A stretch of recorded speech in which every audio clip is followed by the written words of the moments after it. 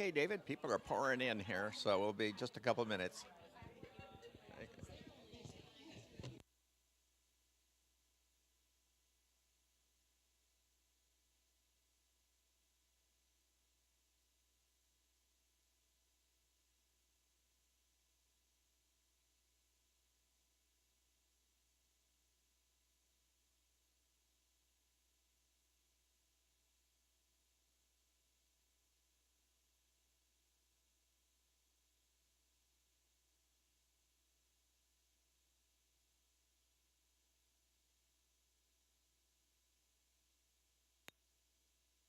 Can you hear me now?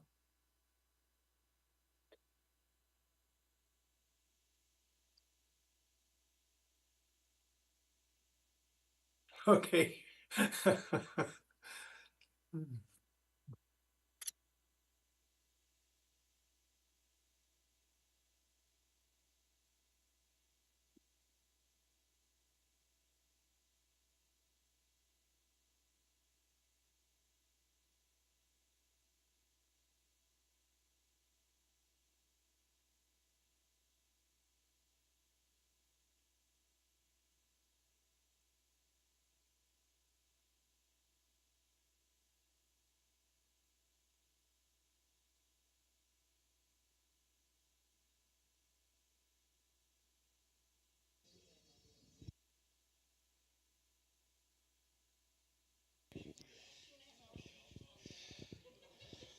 Well, good morning and welcome to Hope Church Adult Ed, for which, as people are still coming in, I'm pleased to welcome our guest, the Reverend David Beckmann.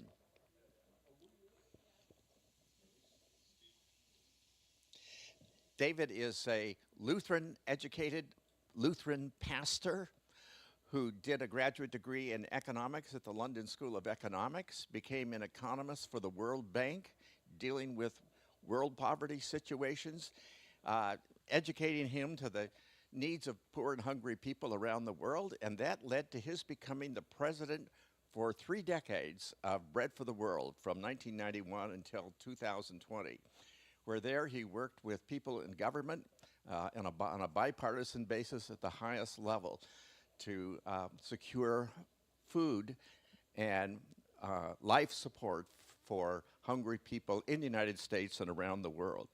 He also founded and served as president of the Alliance to End Hunger, which is a network of uh, food supportive, hunger alleviating organizations. He became also a founder and is the coordinator of what's called the Circle of Protection, which is a network of some 100 million Christians in the United States, representing evangelicals, Roman Catholics, Orthodox, Pentecostals, all arguing for protection for poor and hungry people in the United States, most recently for the restoration and the preservation of SNAP benefits. Uh, in recognition of his leadership, and he, as much as any living human being, has been at the forefront of supporting poor and hungry people around the world. He received the World Food Prize. Uh, he's currently an advisor for political and economic justice at Virginia Theological Seminary.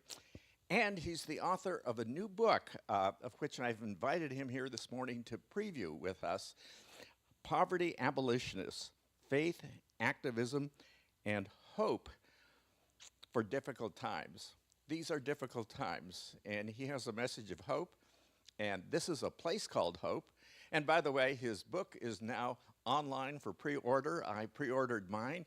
If you want to order it, you need to know that his last name is Beckmann with two N's at the end. So David, welcome to our place called Hope. He's going to speak for a while and leave time for us to have some conversation with him at the end. Well, great. I'm really pleased for this opportunity to meet with you. Hope there are a number of Bread for the World people in Holland, Michigan. So I've been to Holland a number of times, and I know that Hope is a strong social justice church. I also know that if you come to adult education classes, especially if you show up on time. You're thought leaders in the church and in the community. So I appreciate this chance to talk about what the topic is, faith and the politics of poverty. And I really do appreciate this chance to talk about it with you. So I'll try to speak briefly and leave lots of time for discussion.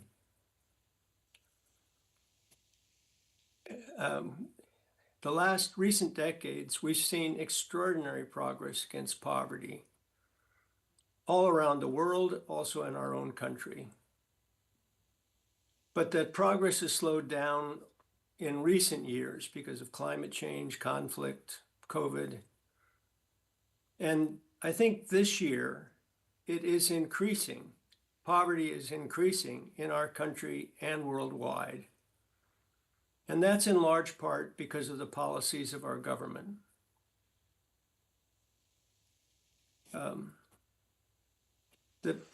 For example, the Big Beautiful Bill included a cut of $10 billion in SNAP.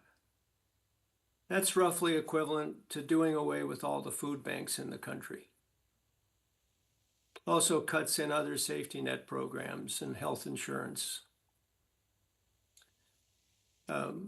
At the beginning of the year, President Trump stopped virtually all U.S. international aid.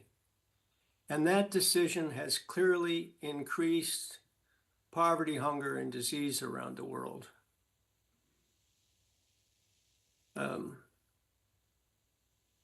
Boston University researchers have estimated that the cut in health assistance alone, that's for AIDS, malaria, other diseases, just that part of the cut in international assistance has probably killed 800 million people, resulted in the deaths of 800 million people.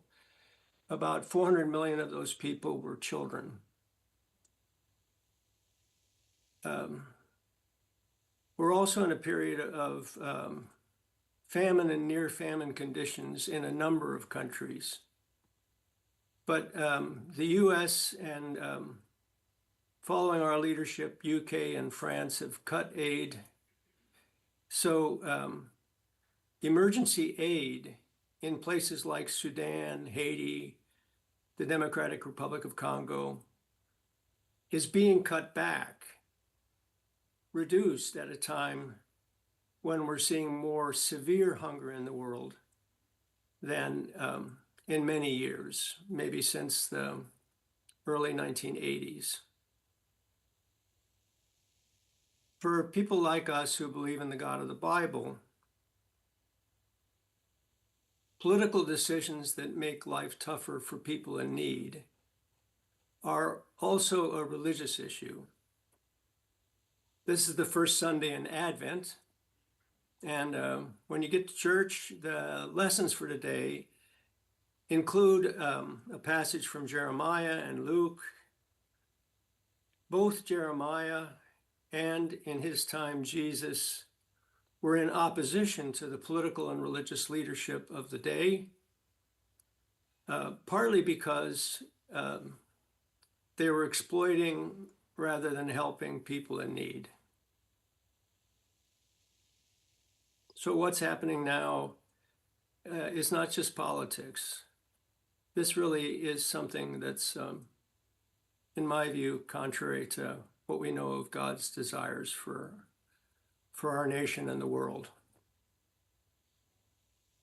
So I want to flag 3 effective ways to push back and get progress against poverty going again.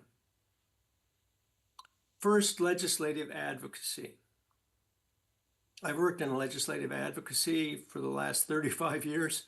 It works in all kinds of situations. This last year it's become increasingly, Dave and I were just talking when they were doing that sound checkup. And it's been increasingly difficult to work in a bipartisan way on poverty issues. And this year has been the toughest year that in my experience. But even over the past year, advocates have been able to moderate cuts. A cut to PEPFAR, a cut to SNAP, or what we got was an increase in funding for WIC, which provides nutrition assistance to babies, toddlers, and pregnant women. So legislative advocacy still works. I'm not at Bread for the World anymore, but they're doing a great job in my absence. I think things, I'm glad I got out of there just before things got really tough. They're really doing a good job. And so if you get involved in Bread for the World, that makes a difference. I think advocacy is not going to solve this problem. And the most powerful way we have to change the direction of our government is through elections. So I think the elections of 2024 and 2026 are just crucial to progress against poverty and also on other fronts. As I've been putting together this book that's coming out in May, I've learned that 2/3 of us vote in elections, but the number of people who are in any way active in a party, in like the local party structure or campaign structure, people who do, go canvass the neighborhoods or systematically talk to other people, that's a much smaller group. More like a quarter of Americans get involved in that to that degree. And what most shocked me is that very few of us give any significant money to the electoral process. So only 2% of us give more than $200 to a candidate or a party in the typical election cycle, to any candidate, to all the candidates that we support, anything we get related to elections. It's just 2% of us who are giving more than $200. And so we've left it to a relatively small group of including a big cohort of very wealthy people to fund the process by which we decide who's going to be the leadership of our government. I think people like us need to step up, and we should be giving we all, according to our means, according to as we're able, but some of us should be giving thousands of dollars. I aim to give $10,000 to candidates this year. I'm not wealthy, but this is important. And the way to change things is to get people in office who share my values. I think that kind of political giving is just a smart part of Christian stewardship. So advocacy, elections, and then also in the longer term, it seems to me that we need to work for cultural and religious changes in America to make our country more generous. By cultural changes, I mean things like the negative aspects of social media and the bitterness of the division between progressive people and conservative people. It's fine to disagree, but the bitterness and the violence, it's dividing families. People can't talk to each other because it's so bitter. And I think living in Holland, you have good opportunities to talk to people who maybe disagree with you. And it's important that we talk to each other and mainly listen to the other side. That's not going to change overnight. It's not going to change for years. But we need to we need to address those cultural issues if our country is going to be able to make decisions, stick to decisions. Certainly, we were not going to reduce poverty in the way that we could if we don't deal with those social media and the bitter division in our country. Clearly, religious beliefs influence our political views. Dave Myers helped me get into the literature on surveys and studies on that connection between religion and politics. I want to focus on the most encouraging thing I learned in doing those studies. About 90% of Americans either believe in God or believe there may be a God. But 50% of us, half of those people, think that God is more like a harsh judge than forgiving, more judgmental than forgiving. That is not what the Bible teaches. And those of us who believe that God is more forgiving than judgmental are more inclined to support economic justice policies, things like food stamps and effective international aid.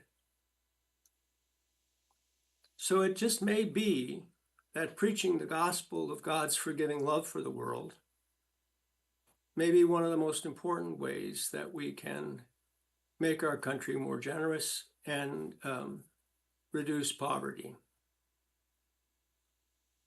So let me sum up. After decades of rapid progress against poverty, poverty is increasing.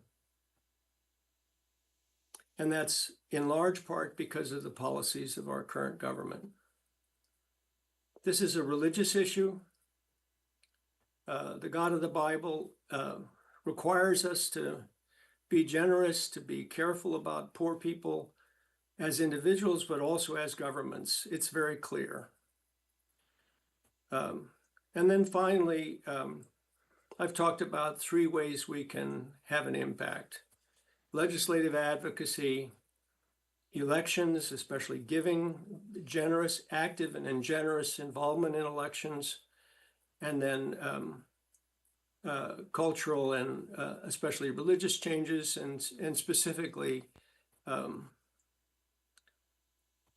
coming to church so we hear the gospel of God's love for us, and sharing the gospel of God's forgiving love for everybody with other people. I'll stop there, and we can, I'm open to questions, and I'm really looking forward to the discussion.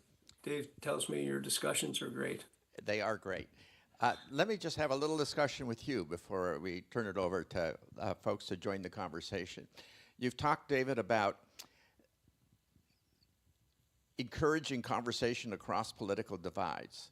Give us a little history of how you did that at Bread for the World. Bread for the World was not a partisan organization. Its churches were not partisan entities. And it's true too. It's true today. It's not past tense. Bread for the World is bipartisan. Correct. So give us some examples of kind of bipartisan support for poor and hungry people that you were enabled to engender during your time at Bread for the World. So I know that's not the world today, but give us some examples of how that happened. Well, it still is to some extent.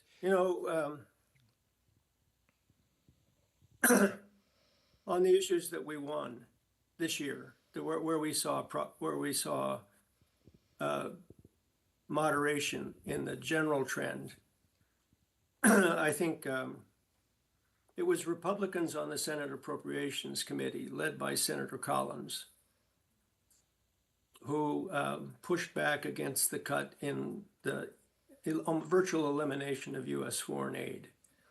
The president, I think it was in November, sent over a rescissions bill, so he's asking them to retroactively approve something like $10 billion in cuts that he had made early in the year. And Senator Collins from Maine is the chair of the Appropriations Committee. And when they held a hearing with the director of OMB, she and 6 other Republicans spoke out against some of the cuts that had been made in foreign aid. And now we're starting to see some kind of revival. They focused on PEPFAR in particular and refused to approve $400 million cut in PEPFAR. The church I attend in Alexandria, Virginia, gives some help to Mango Hospital in Kampala. And they have an HIV/AIDS clinic there where our people have been involved. That clinic, they had to lay off 30 out of 35. They serve, I think they serve 9,000 people with HIV/AIDS. And the clinic had to lay off 30 of the 35 staff who worked there because when PEPFAR was cut in January, February, they didn't have money. So our church can do a little bit, but we can't pay for 30 salaries. But then because the Republicans in the Appropriations Committee really pushed back and negotiated a moderation of the cut in PEPFAR with the White House, the money's starting to move again. And they're getting about 2/3 of the money they were getting before. And so that they don't know yet what's going to happen next year, but at least now lives are being saved.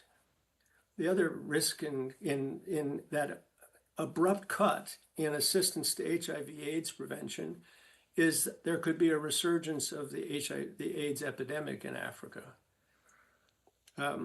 So that's an example where this year, some Republicans, I mean, it's partly because for decades, Bread for the World, the churches, other groups, Bono, have lobbied and taken members of Congress on trips to Africa so they can see for themselves.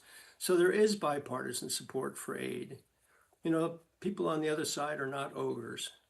So that's one clear example. And then there are lots of churches where there are still some churches where conservative and liberal people worship together. And some of those churches annually hold offerings of letters. Bread for the World tends to focus on issues where the ethics is really clear, things like funding for WIC. And so hundreds of churches year after year write to their members of Congress and urge them to help out on WIC. And so, there's goodwill on both sides. And I think it's important, for the churches,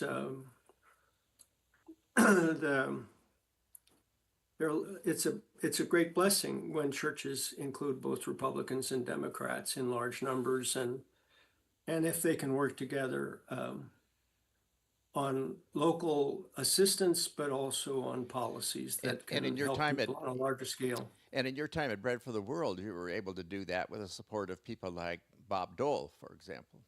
Absolutely. Bob Dole was on our board for a long time. We have a policy on Bread's board that they've got to get off after 2 terms. But Bob Dole, we kept him on, and he really helped. Actually, he helped to set up the WIC program. He helped to expand the SNAP program.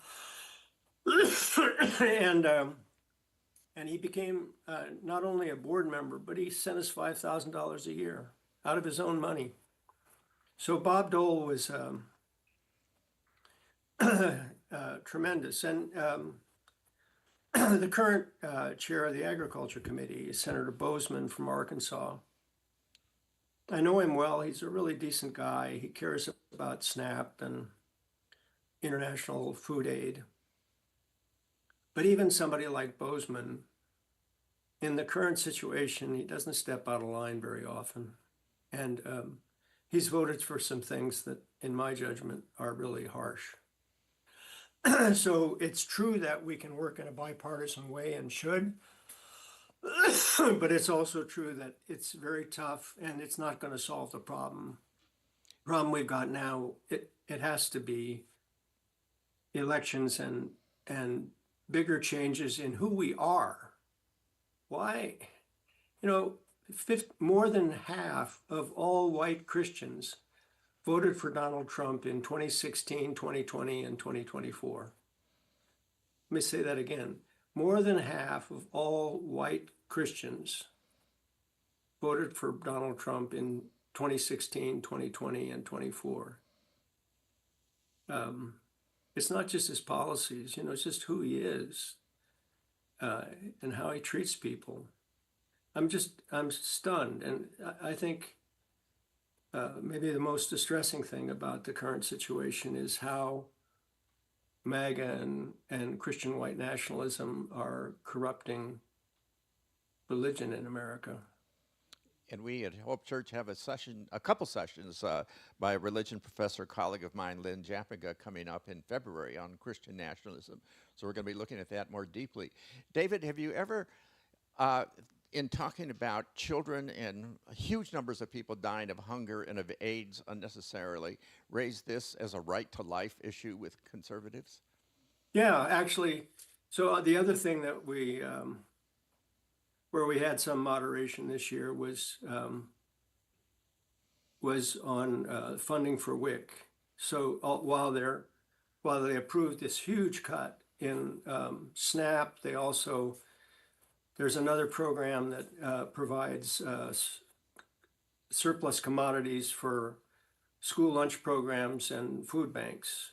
But it's a big program. They cut that. But on WIC, WIC needed an increase there's a long-standing agreement between the two parties to provide the funding necessary to feed the eligible people who apply. And you can pretty much project how many people are going to apply, how much that's going to cost. And they needed to, in order to continue to fund the program, it needed a $500 million increase in the appropriations bill that passed in February. And on that issue, partly because some of the right to life groups have been lobbying for WIC and the child tax credit. Those are programs that help families with little kids feed their kids, help them grow up, do well in school, do well in life. There is a coalition of right to life groups who have, since Roe v. Wade, it was overruled by the Supreme Court, they've broadened to start to lobby for programs that help little babies after they're born. Okay. And I think that helped us get support from J.D. Vance and other prominent Republicans. And so then, surprisingly, the administration urged them to increase WIC by $500 million. It was stunning. Okay, nice example of bipartisanship. So I want to welcome anybody else into the conversation. What do you have to share with David? What questions for him about faith and politics and how faith motivates in a troubling time our care for poor and hungry people?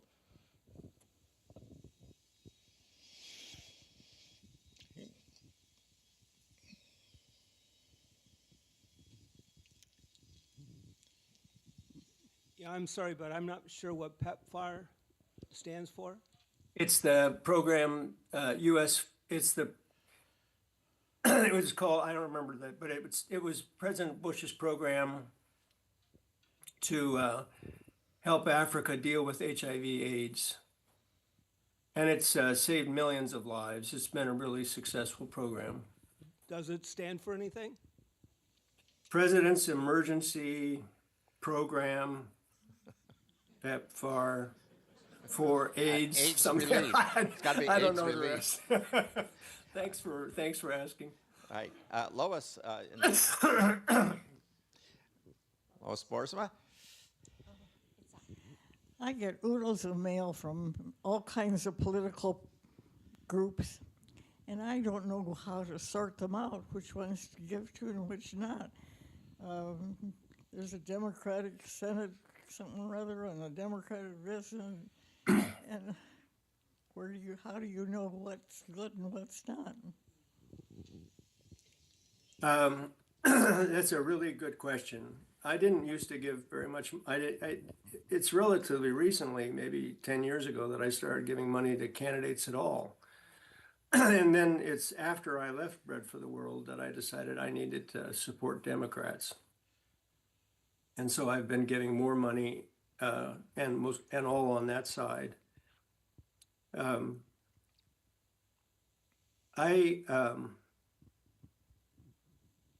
But knowing how to give money that's going to be impactful is not easy. So what I've done is I support a few candidates who I know are really good on poverty issues.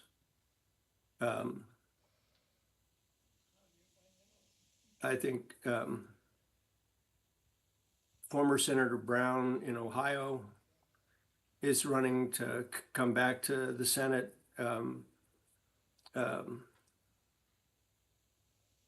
He's won. Senator Warnock from Georgia, I think he's important, partly because he's a preacher and he talks about religion and politics together.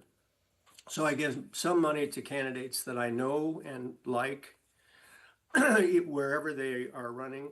I give some money to candidates in my state and my district. Again, because I know them, and also I want them to listen to me. So in Michigan, there may be some people that you know and like. And then the other thing that I've started to do is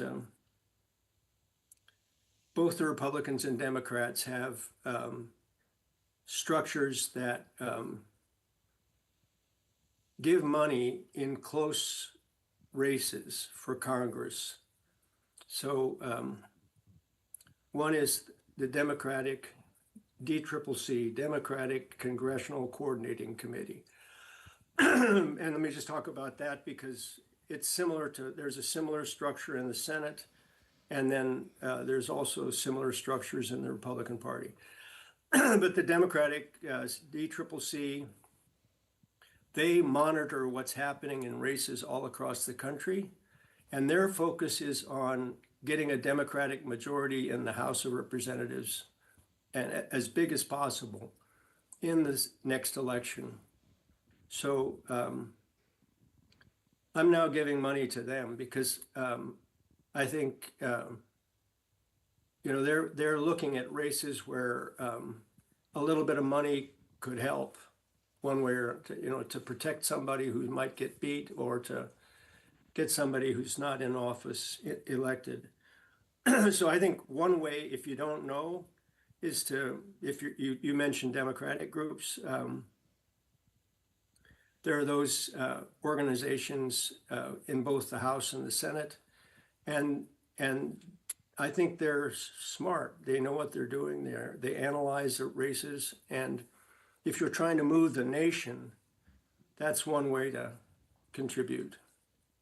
I don't know if that's helpful, So but David, that's how I've figured it out. yeah, if I could just follow up on Lois's question a little bit. When you were CEO of Bread for the World, you were assiduously kind of nonpartisan. I mean, you reached Right. across the aisle and talked to people on both sides.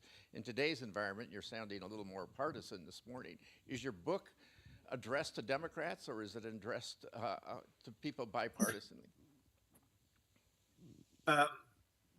I still work in a bipartisan way. So, I'm a preacher and going with other church groups, and like at the Circle of Protection, we the voice of the Circle of Protection is bipartisan.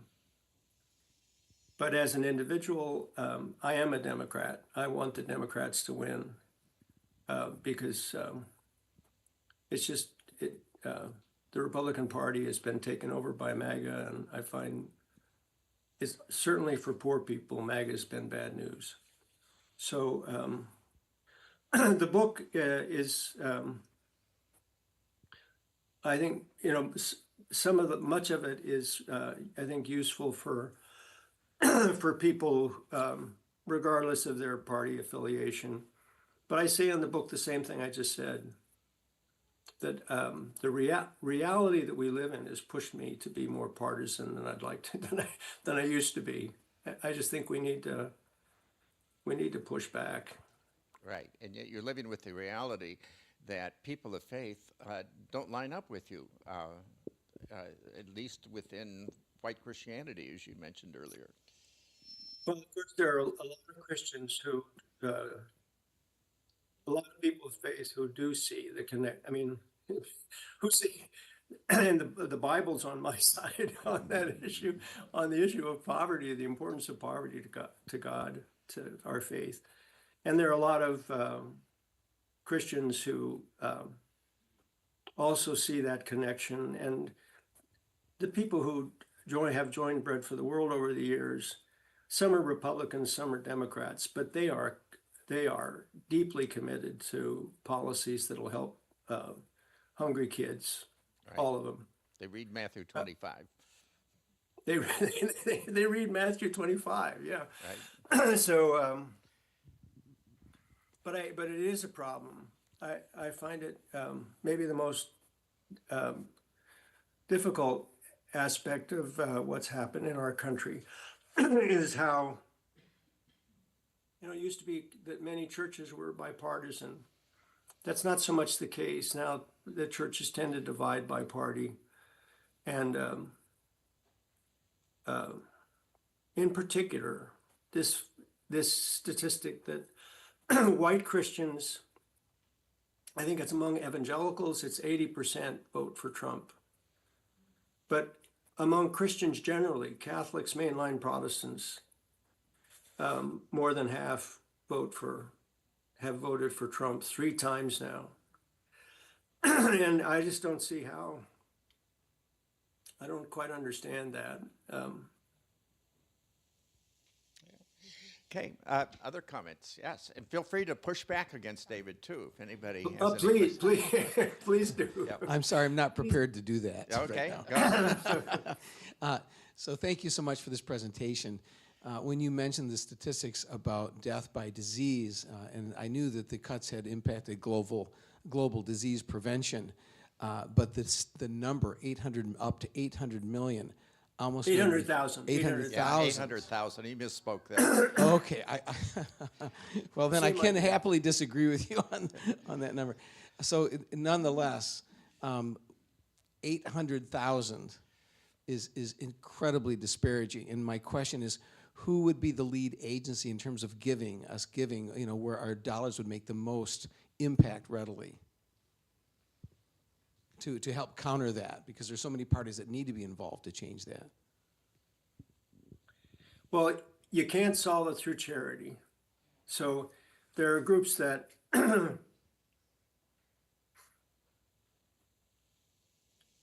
trying to think. The groups that work on global health issues are mostly part of the Global Health Council.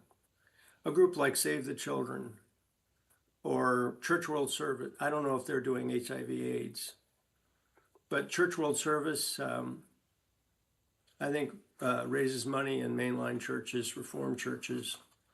I think most of the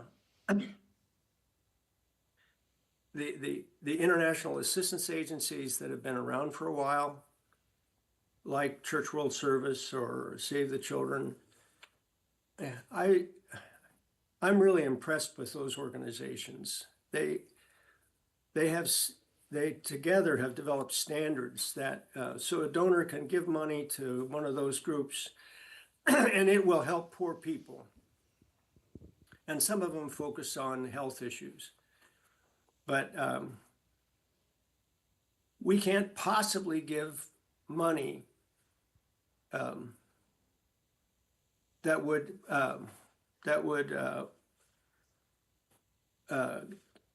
would be equivalent to what the president has cut from international aid. And it's not just, he's also used the leadership of the US government to get the Brits and to get the British and French to spend more money on the military. That's partly because of Ukraine. And then they paid for that by cutting their aid programs. He's also, instead of the United States being part of global efforts to solve problems like HIV/AIDS, we've now dropped out of international discussions. The G20 just happened. The climate change conference just happened. The U.S. isn't there, and they're jeering from the side.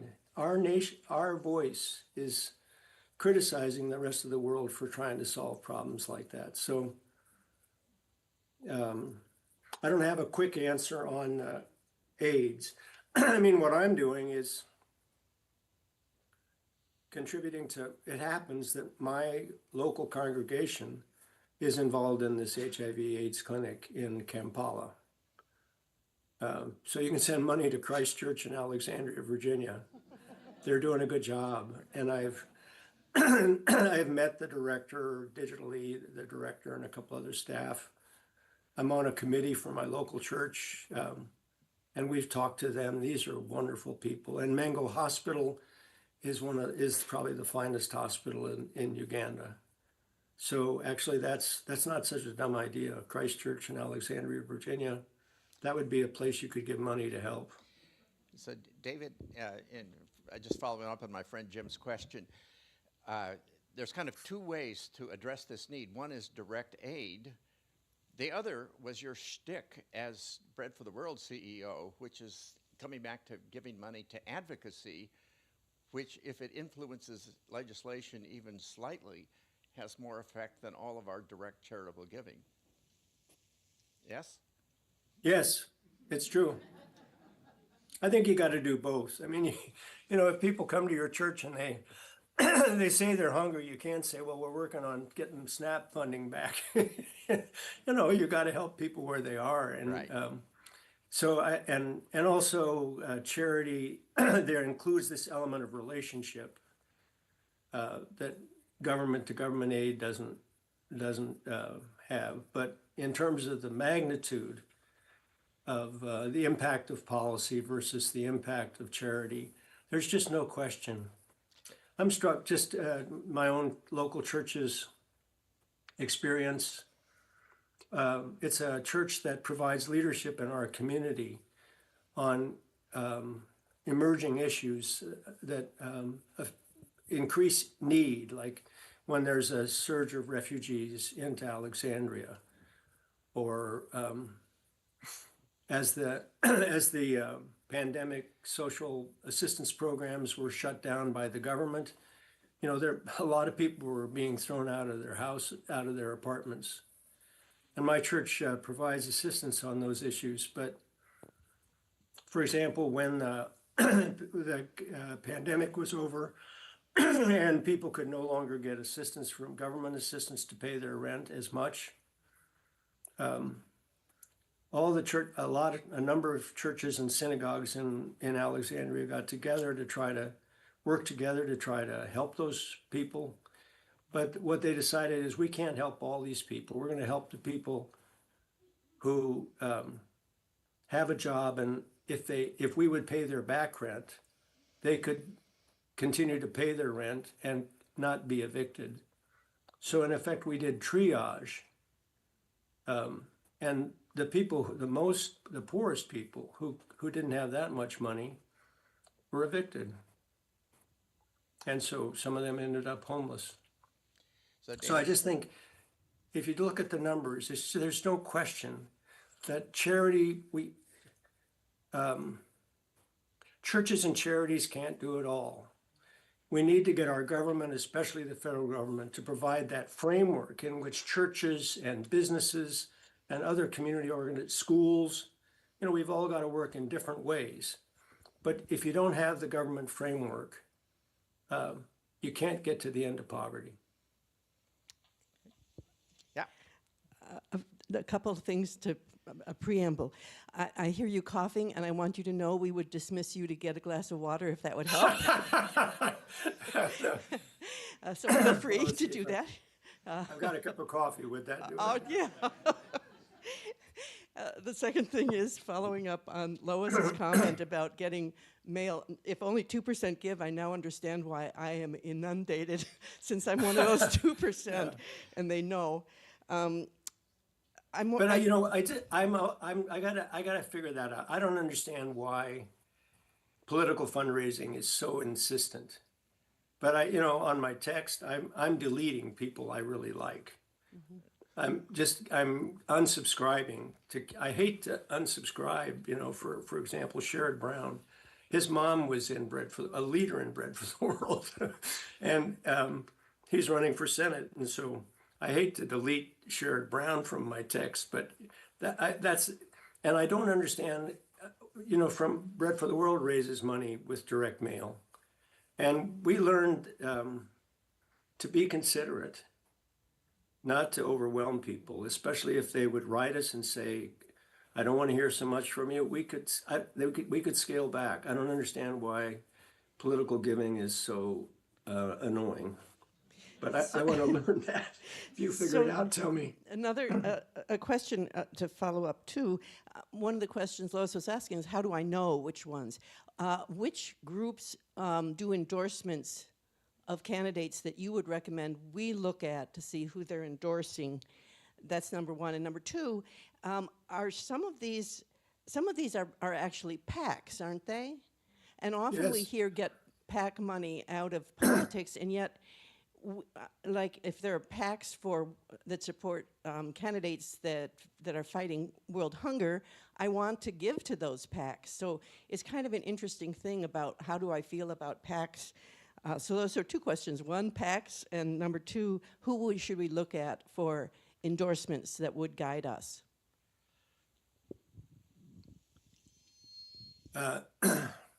That's a good question. So since this is a trial run for my post publication speaking tour, By the way, I I'll promised get better David answers to he could, this question. He could use But I do Hub wanna Research say- to test drive. So I think it's a good question. Who do you recommend? Who are the organizations that recommend candidates? And I think PACs, the reason PACs have a bad name is that they allow rich people to give tons of money. And some of them there's a kind of PAC that's set up in a way that allows rich people to give tons of money and do it anonymously. But so I think most people aren't going to be giving the kind of, most people don't need to use a PAC to there are campaign finance regulations that limit how much you can give to a candidate. Mostly ordinary people, people like me, don't give to PACs, but I don't think they're intrinsically bad. In the case of my own member of Congress, I like him a lot, and he has a PAC, and he uses it to support. Actually, uses it to support. He's active in the DCCC, and he gives money to candidates that are recommended by the DCCC. I apologize that I can't remember the name of the Senate. Does anybody know the name of the Senate counterpart to the DCCC? I can't remember it, but it's if you Google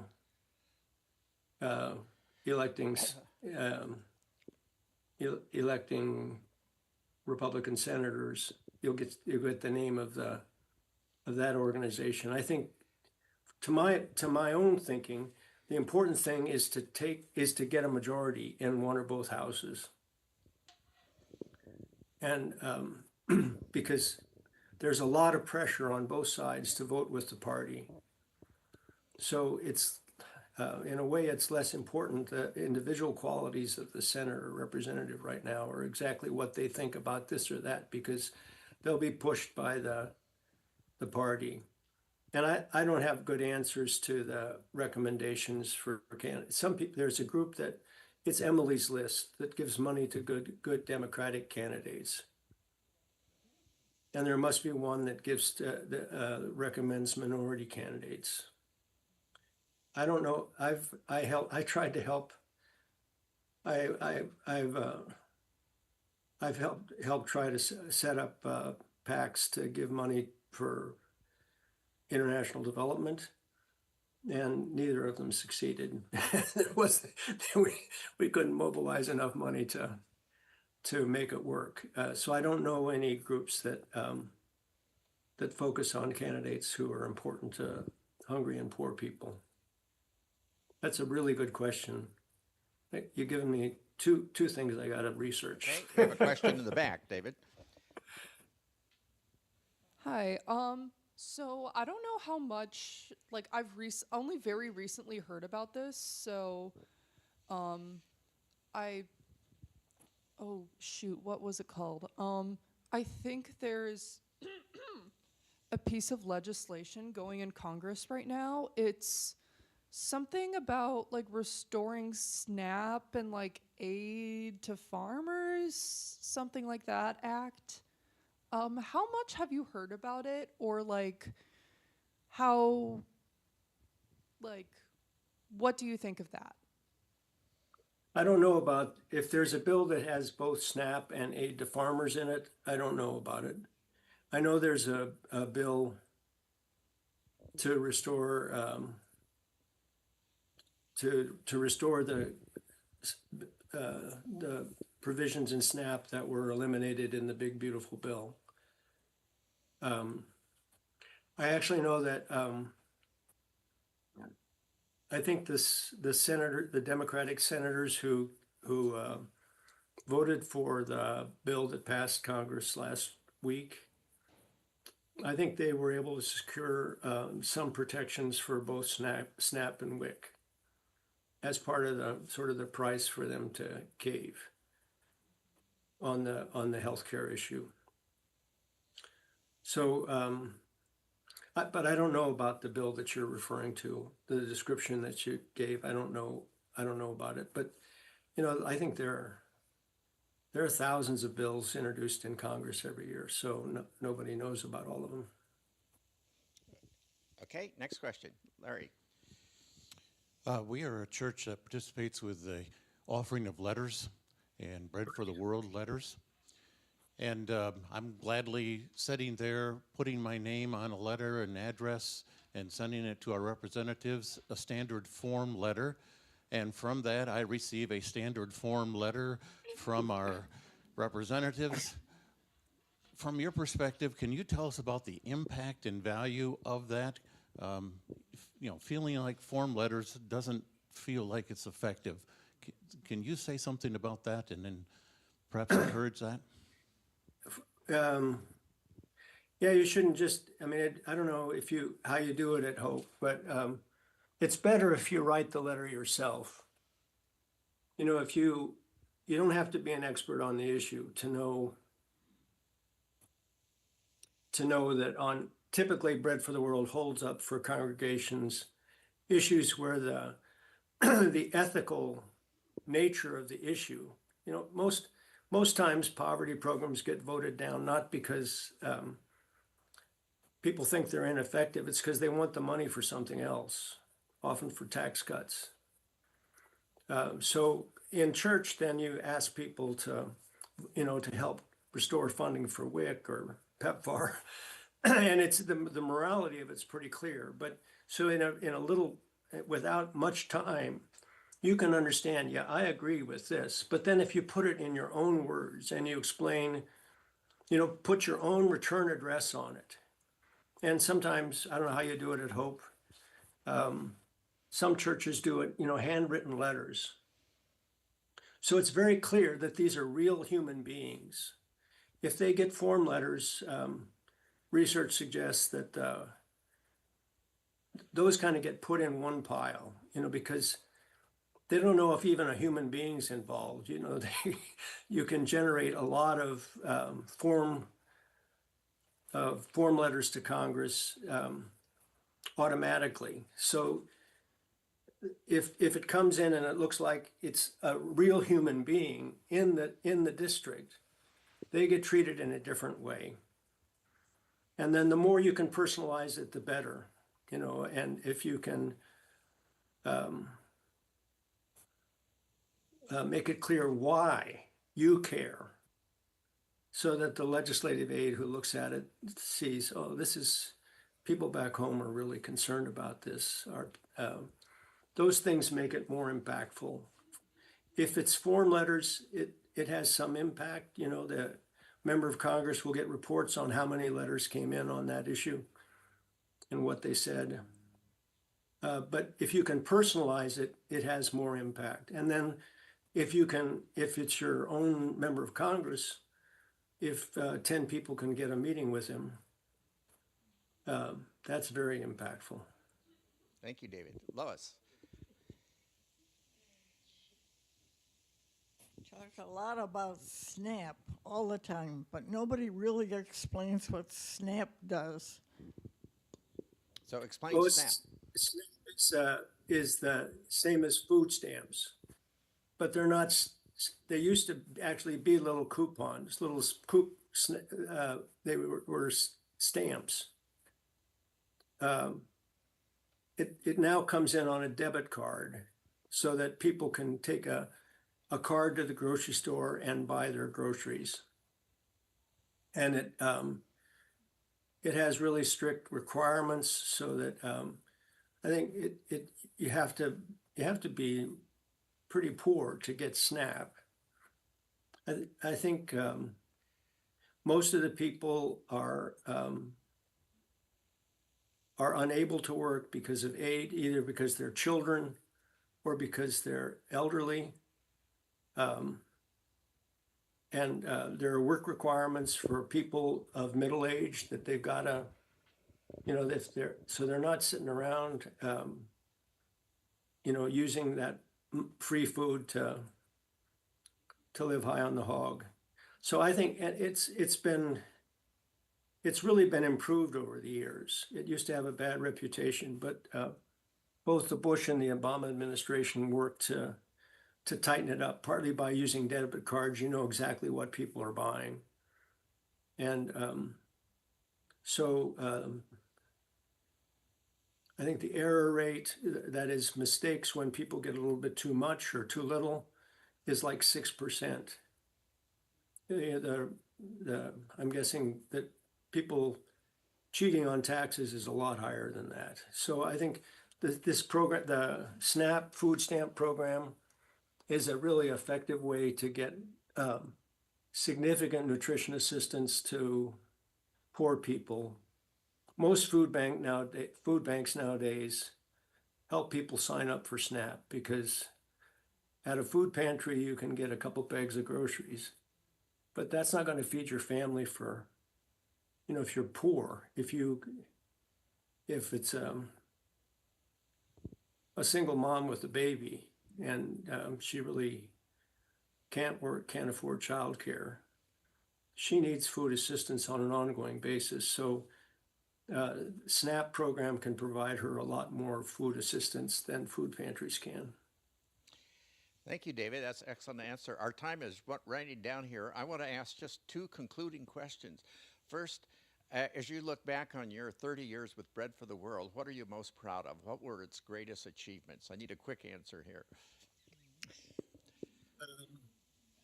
I think U.S. between the year 2000 and the end of Trump's first year, federal foreign aid, poverty-focused international assistance quadrupled in volume and improved in quality. And Bread for the World played a role in that. And it's because of that, it's partly because of that the percentage of the world's people in poverty dropped from 4 out of every 10 people in the world to 1 out of every 10. So that's why I won the World Food Prize. And not because of what I did, but I got to play a leadership role in that bigger process. So we celebrate that achievement, and as a covenant partner church with Bread for the World for decades, we celebrate you too. Finally, just tell us the title of your new book and when it's going to be out. It's called Poverty Abolitionists, um, faith, activism, and hope for difficult times. You told me that it says on Amazon it'll come out May 28th. So, but I hope it's going to come out in May earlier. It's available for sale now. I think it'll be a good book. It is a good book. It's now done, you know, it's to page proofs, but it talks about 10 effective ways that we can change our politics in a way that would move us toward the end of poverty. We can end poverty in our time, and I'm absolutely sure that that's what God wants us to do. You know, it's just clear that that the God of the Bible, if we have an opportunity to reduce poverty, maybe end it, we got to do it. And to do that, we've got to change politics. That's a great note to end on. Thank you very much, David. We can all thank you. It's been a good conversation. I didn't get any disagreements, but Thank you. And I'll turn the microphone back to Jane. Oh, thank you. Yes, thank you, Dr. Beckmann, for joining us today. We are very thankful for this presentation and discussion today. Thank you very much. I'm grateful. Thanks. Thank you. Quickly, a couple announcements to let you know that next week, Dr. Barry Banstra will be with us as we kick off Advent, talking about the history of God as exposed in divine names, talking about forgiving versus judgmental God as we talk about and look at those names.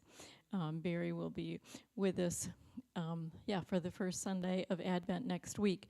And then the following week, just a little heads up here, the following week, December 7th, is the St. Nicholas Breakfast. So we invite you to join the Community of Hope Church in celebrating that.